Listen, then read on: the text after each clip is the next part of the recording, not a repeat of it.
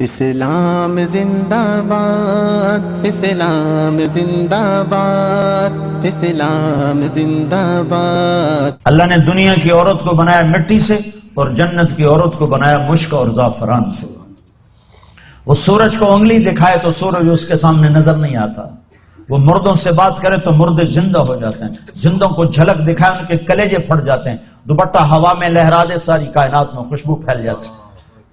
لیکن ایمان والی مٹی والی عورت اگر تقوی اختیار کرے گی تو اس جنت کی حور سے 70,000 گنا زیادہ خوبصورت ہوگی۔ اللہ نے عورتوں کے حقوق رکھے ہیں، یہ ماں کی شکل میں ہو تو میرے نبی کا فرمان ہے کاش میری ماں زندہ ہوتی اور میں عشاء کی نماز کے مصلی پر ہوتا اور میں سورت فاتحہ شروع کر چکا ہوتا اور ادھر سے میری ماں مجھے کہتی بیٹا محمد، تو میں اس کی خاطر نماز توڑ دیتا اور میں کہتا جی اماں جان۔ ماں کا حق بتایا۔ اسلام نے تو عورت کو عزت بخشی، عورتوں کا مجمع ان کی نسبت سے تھوڑی بات کر رہا ہوں، اسلام نے تو عورت کو عزت بخشی، مغرب نے تو عزت نہیں بخشی، مغرب نے تو عورت کو پاؤں کا جوتا بنا دیا، ٹیشو پیپر بنا دیا ہے۔ اسلام نے عزت بخشی۔ اس کا پہلا روپ بیٹی ہے، یہ بیٹی کے روپ میں آئے اور اس سے پہلے چلے جاؤ۔ اللہ نے آدم علیہ السلام کو بنایا مٹی کٹھی کرو، مٹی کٹھی ہو پانی ڈالو، ڈال گئی، گوندھو، گوندھ گئی، چھوڑ دیا، وہ کالی ہو گئی، بلبلے چھوڑنے لگی، پتلا بناؤ، کیسے بنائے؟ ایسے بناؤ، ایسے بناؤ، بنا دیا، چھوڑ دو، ننگا پتلا آدم کا 40 سال پڑا رہا، ہوائیں چلتی رہیں، دھوپ پڑتی رہی، خشک ہو گیا، روح ڈالی، کپڑے پہنائے، جنت میں ڈال دیا۔ اگر اللہ چاہتا تو حوا کا پتلا بھی ساتھ بنا دیتا، مٹی کٹھی کر کے گندھوا کے اور پتلا بنا کے ننگا ساتھ ہی ڈال دیتا، تو ننگا پتلا تو مرد کے لیے کشش کوئی نہیں، فرشتوں کو کیا ہوگی؟ اور بے پردگی تھی کوئی نہیں کہ تھا ہی کوئی نہیں، بے پردگی کس سے تھی؟ تھا ہی کوئی نہیں، تو دونوں پتلے ساتھ ساتھ بنتے، آدم کا بھی حوا کا بھی، دونوں ننگے ہوتے، پھر دونوں میں روح ڈالتا، پھر دونوں کو کپڑے پہناتا، پھر دونوں کو جنت میں ڈالتا۔ نا نا نا نا نا، ایک تو انتظار کروایا، انتظار کروا کے چیز عطا فرمائی اللہ نے کہ بڑی چیز کو ایویں نہیں دیا جاتا، کچھ تھوڑا سا مشقت میں ڈال کے دیا جاتا ہے۔ تو اللہ نے زندگی کا ساتھی آدم کو دیا، جنت آپ ہی دے دی اور حوا کا انتظار کروایا، جنت کا انتظار نہیں کروایا، حوا کا انتظار کروایا۔ پھر مٹی نہیں اکٹھی کی، پتلا نہیں بنایا، پانی نہیں ڈلوایا اور اسے ننگا نہیں ڈالا، بلکہ آدم کو سلا دیا، فرشتوں کی آنکھوں پہ پردہ ڈال دیا۔ جب آدم علیہ السلام کی آنکھ کھلی ہے تو اپنے پہلو میں ایک عورت کو مکمل لباس میں پردے میں پایا ہے۔ پہلے دن سے عورت کو عزت سے بنایا ہے، کہا آدم تیری پسلی سے نکالا ہے۔ ادھر الٹے ہاتھ کی پسلی سے کیوں نکالا ہے؟ کہ ادھر دل ہے، کہ عورت ہر روپ میں دل میں جگہ پکڑتی ہے، ماں، بیٹی، بیوی، بہن، دادی، خالہ، جس روپ میں ہے اس کا مقام دل کے قریب ہے، دل سے دور نہیں ہے۔ اور اللہ تعالیٰ نے آدم علیہ السلام کو انتظار کروایا، اور آدم علیہ السلام کو جنت اچھی نہیں لگ رہی تھی، کلے گھابرے پھر دے آئے، حوا ویکھی تو خوش ہوئے، کہنے کہ یا اللہ کون تیری بیوی؟ آدم علیہ السلام کال کی تھی اگوں ہے، تو اللہ نے کہا مہر تو ادا کر، مہر تو ادا کر۔ کہنے کہ کیا مہر ہے؟ کہا میرے آخری نبی پر ایک درود پڑھ دے، یہ مہر ہے، یہ مہر ہے اس کا۔ مردوں میں سب سے خوبصورت کون ہے بھائی؟ یوسف علیہ السلام مردوں میں سب سے خوبصورت ہیں، اور عورتوں میں سب سے خوبصورت ہے اما حوا۔ حوا تمام مستورات جتنی پیدا ہوں گی، جتنی پیدا ہوئی، ان سب میں خوبصورت ترین عورت حضرت حوا ہے۔ پہلے دن عزت سے پیدا کیا، پردوں میں بٹھا کے پیدا کیا اور بیوی بنا کے ساتھ رکھا اور حقوق رکھے۔ اگر بیٹی پیدا ہو تو میرا نبی فرماتا ہے 3 بیٹیوں کی شادی کر دو تو جنت واجب ہو گئی، 10 بیٹوں کی شادی کرو تو جنت واجب کوئی نہیں، 3 بیٹیوں کی شادی کرو تو جنت واجب ہو گئی۔ تو ایک صحابی نے پوچھا یا رسول اللہ 3 نہ ہو 2 ہوں؟ تو کہا 2 کی شادی کرو تو جنت۔ ایک نے کہا یا رسول اللہ اگر 2 نہ ہو، ایک ہی بیٹی ہو اور آگے کوئی سلسلہ بھی نہ ہو، تو آپ نے کہا 1 بیٹی کی شادی کر دو تو جنت واجب۔ یہی بہن بن جاتی ہے، بیٹی سے بہن بنتی ہے، بھائی آتا ہے۔ تو میرے نبی نے فرمایا جس کو اللہ نے 2 بہنیں عطا فرمائیں، 2 بہنیں، اور انہوں نے اس کا حق ادا کیا، حق ادا کیا، حق کہ بھائی بہنوں کا حق مار جاتے ہیں، ماں باپ کی وراثت میں سے بہنوں کو نہیں دیتے. یہ ایسے ہی حرام ہے جیسے شراب بیچنا حرام ہے، جیسے سود کھانا حرام ہے، ایسے ہی بہنوں کا حق کھا جانا ایسے ہی حرام ہے جیسے چوری حرام ہے. یہ بہنوں کا چور ہے، اس کی چوری کی جس کے ساتھ مل کے ایک چھاتی کا دودھ پیا، ایک تھالی پیالی میں کھایا اور پیا، ایک چھت تلے جس کے ساتھ زندگی گزاری، یہ اس کی چوری کر گیا ہے. جس نے اپنی بہنوں کا حق مارا اس کا رزق حرام ہو گیا. میں اپنے استاد صاحب کی خدمت میں جن سے میں نے تفسیر پڑھی شہد لے کر گیا، 76-77 کی بات، رائمنڈ مرکز میں ہی مدرسہ ہے، مولانا جمشید صاحب. میں نے کہا حضرت یہ شہد لایا ہوں. کہاں سے لائے ہو؟ کہا جی میرے اپنے باغ کا ہے. میں نے کہا میں نے خود توڑا، باغ میں لگا تھا آم کا. میں نے کہا جی میرے اپنے باغ کا ہے. تو مجھ سے فرمایا تیرے باپ نے اپنی بہنوں کو زمین میں سے حصہ دیا تھا؟ ایک شہد کی بوتل اس وقت 10 روپے کی آ جاتی تھی.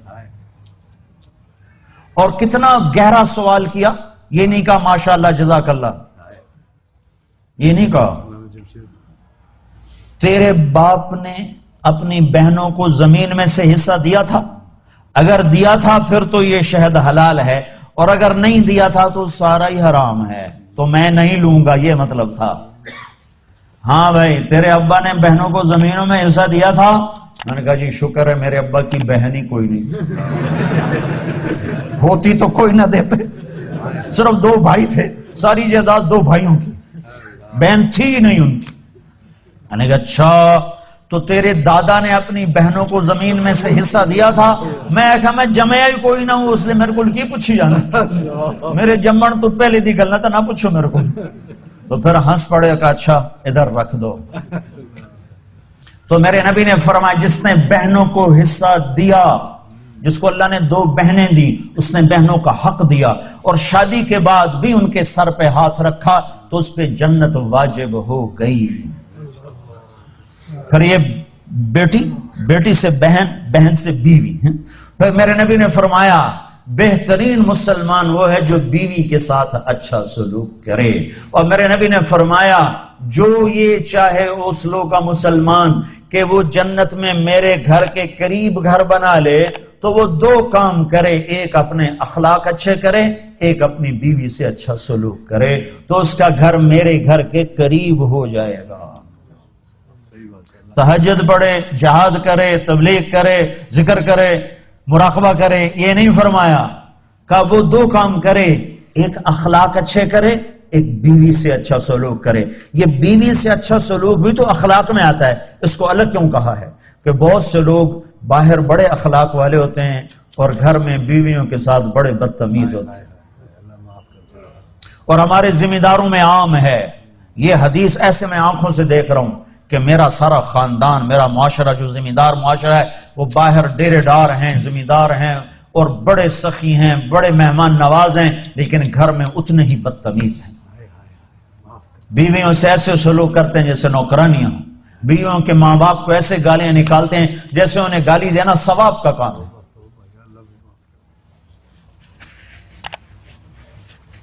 تو اس لیے اس کو الگ ذکر کیا کہ جو یہ چاہے جنت میں میرے گھر کے قریب گھر بنائے.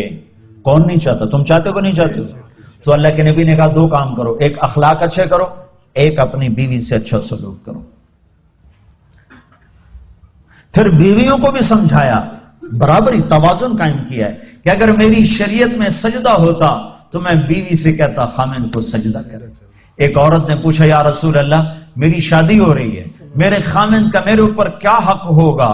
تو آپ نے فرمایا تیرے خامند کے جسم پہ پھوڑے پڑ جائیں، پھوڑے ہو نکل آئیں، اور پھوڑوں میں پیپ پڑ جائے، اور تو زبان سے چاٹ چاٹ کے اس کے زخم صاف کرے تو بھی تو نے خامند کا حق ادا نہیں کیا.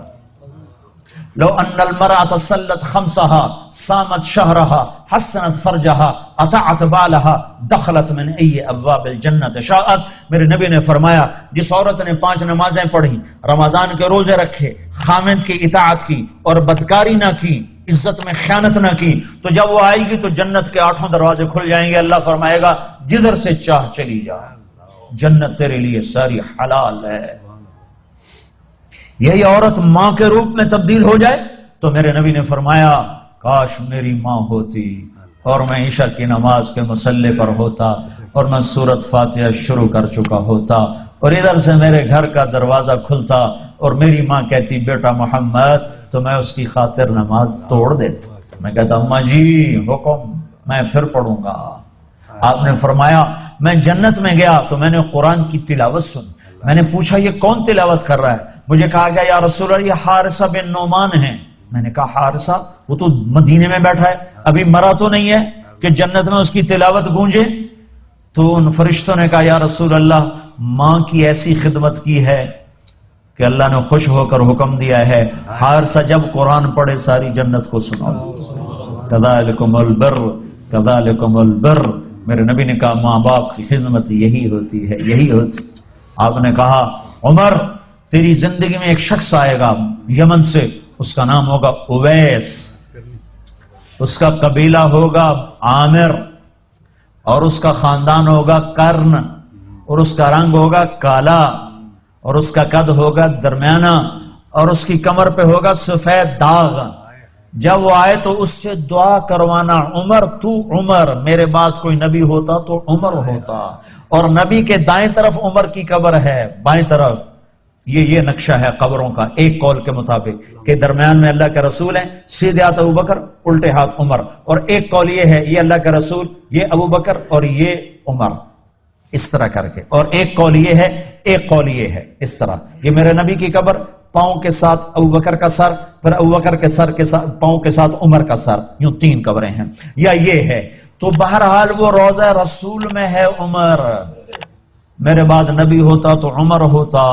اور آپ مسجد میں داخل ہوئے، آپ کے ادھر ابو بکر تھے ادھر عمر تھے، تو آپ نے دونوں کے ہاتھ پکڑ لیے اور آپ نے کہا دیکھو دیکھو مجھے دیکھو، قیامت کے دن میں ایسے اٹھایا جاؤں گا کہ ادھر میرے ابو بکر ہوگا اور ادھر میرے عمر ہوگا۔ تو اسے کہا جا رہا عمر اویس سے دعا کروانا۔ یا رسول اللہ وہ اویس سے کیوں کرواؤں؟ کہ اس نے ماں کی ایسی خدمت کی ہے، جب وہ ہاتھ اٹھاتا ہے تو اللہ اس کے ہاتھ خالی نہیں لوٹاتا۔ تمہاری مائیں ذلیل ہوتی پھرتی ہیں اور تم یہاں جانتے بھی نہیں ماں ہوتی کیا ہے، یہاں تو سب کراؤن جانتے ہیں، کراؤن۔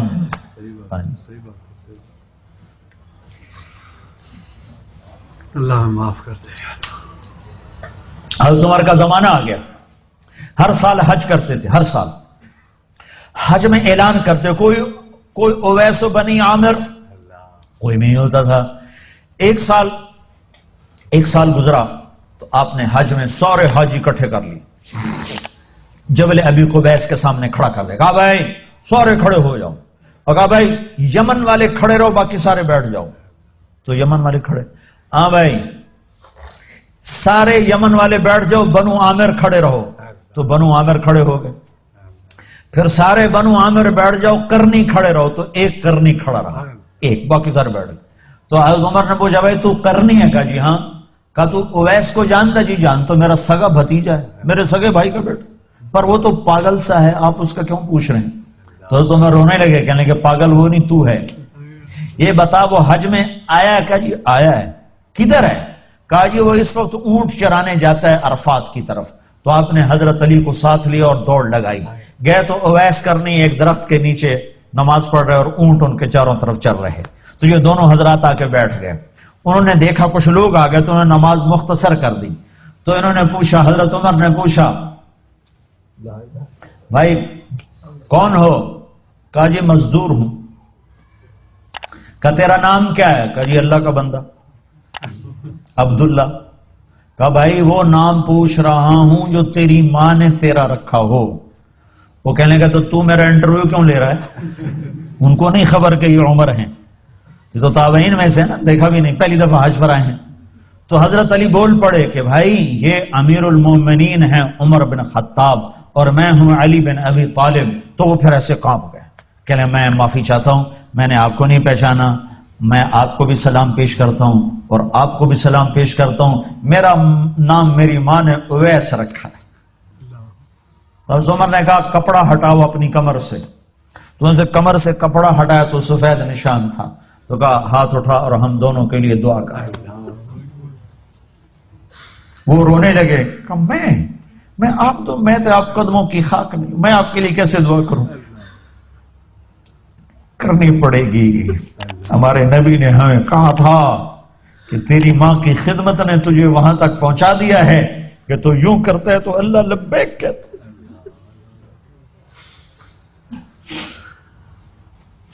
صرف نماز روزے کا نام اسلام نہیں ہے،